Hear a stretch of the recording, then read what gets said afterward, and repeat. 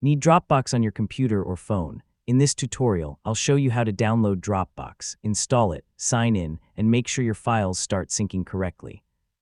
So let's go through it step by step. First, open your web browser and go to the official Dropbox website. Look for the download option, then select Dropbox for your computer. The website should automatically provide the version that matches your operating system. Once you start the download, check your browser's downloads area.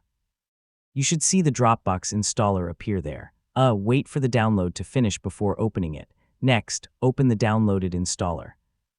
Follow the installation prompts and allow the app to make changes to your computer if Windows asks for permission.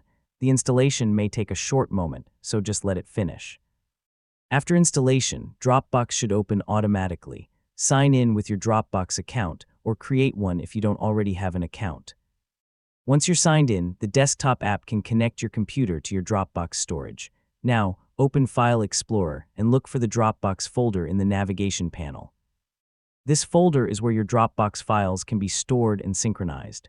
Yeah, anything you place here can sync with your Dropbox account, depending on your settings. To make sure everything is working, add a small test file to your Dropbox folder. Then check the Dropbox icon or file status to see whether it's syncing. When the sync finishes, you should be able to access that file from Dropbox on the web or another connected device. If you also want Dropbox on your phone, open your device's official app store and search for Dropbox.